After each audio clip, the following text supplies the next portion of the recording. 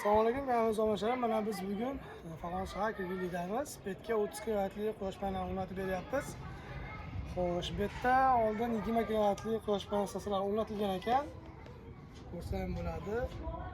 Haligi oldin bizda quyosh panel o'rnatilgan, unga qo'shsa bo'ladimi degan savolga qo'shsa bo'ladi.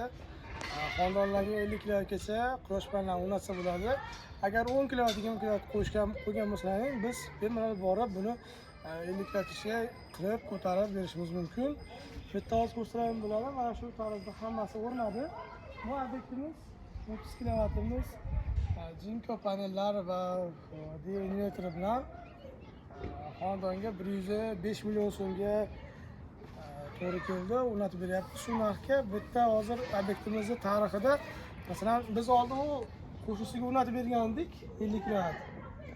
Biz ishimizni ko'rib, shu haligi quyosh panelda chiqish botishlarni hisobga olishlarimizni ko'rgan holatda bizga murojaat qilishdi. Men qo'ydirganman, mengacha qo'shib beringlar, 50 kilovat qilmoqchiman dedilar.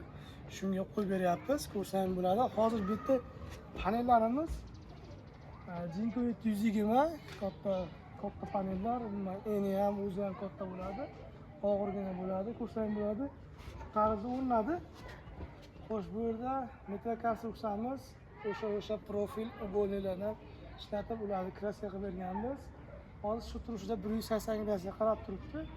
Soat 5:41 da ham hamma joyiga quyosh chiqib turibdi, ko'rsangiz bo'ladi. Xo'p, demak, yana bu yerda endi hozir inverterimiz ishga qo'yishgani yo'q. Yana bitta video bo'lar ekan, demak